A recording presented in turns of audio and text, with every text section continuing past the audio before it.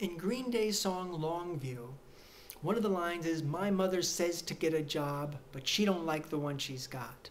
So the character in the song is accusing his mother of being hypocritical, that if she doesn't like working, why is she telling her son to work? But the mom's stance would be hypocritical only if the purpose of a job was to like it. Now, through either hard work or dumb luck, some people have found jobs that they do like, and they may also feel that their work is meaningful and rewarding. And this can happen because many of us live in areas where there are lots of specialized fields to choose from.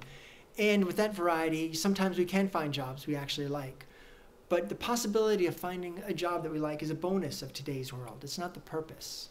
Now picture a hunting-gathering teenager saying, "My parents say I should go out and get some food tonight, but I know even they don't like it. They don't like hunting. They don't like gathering their roots and berries, so I don't see why I should have to do it."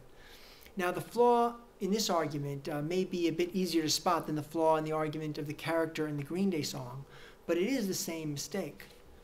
Now going back some 30 years before Green Day, we can see another example of this type of thought in the musical Hair, in which the leader, a hippie named Berger, rejects the idea of needing a job. Berger sees no reason why he can't just spend his life hanging out in the park, singing songs, taking drugs, and traveling with his friends. But although Berger sees no reason why he should have to work, he really does want other people to work because he still wants the products of their labor. He wants food, clothes, drugs, and a car with a full tank of gas. So unless he can justify the position that other people should labor to create things for me, and I shouldn't have to give them anything in return, his whole shunning of our workday just shows his confusion about the modern workday. Now maybe it's not confusion. Maybe Berger is just a lazy freeloader.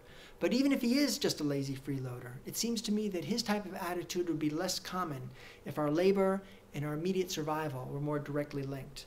For suppose we went back in time to the Americas of the 16 or 1700s, and we lived in an area where we had to plant and harvest our crops for our food, and we had to build our own log cabins for our shelter.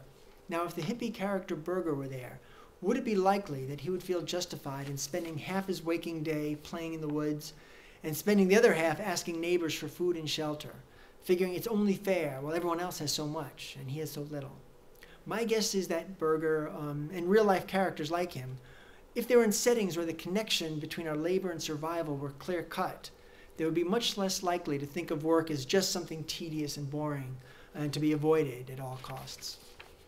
Now, I'm not at all saying that I think life would be better if the connection between our labor and survival were more clear-cut, because I don't see it that way, and I don't have any romantic notions or longings about a simpler time period.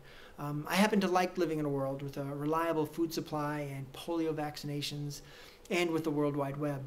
I'm just saying that because our labor and survival needs are connected only in a roundabout way in today's world, it's a lot easier to miss that connection. Now, when it comes to young people who don't see that connection between a job and survival and who question our system, I find that the adult world often doesn't respond with a patient and accurate explanation of the purpose of our workday, but is more likely to just dismiss or ignore such questions. Now, when my kids were younger and I read them the original story of Pinocchio, I was struck by how little empathy Pinocchio's elders had for Pinocchio's ignorance about our workday. An ignorance that really should have been expected from someone who had been only alive for maybe a few days.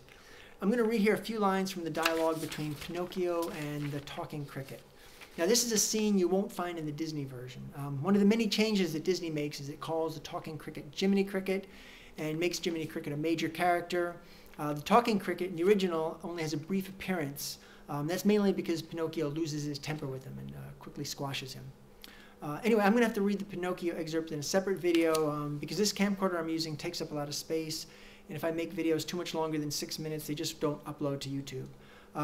So this video might go over the limit if I discuss Pinocchio, so I'll continue part 6.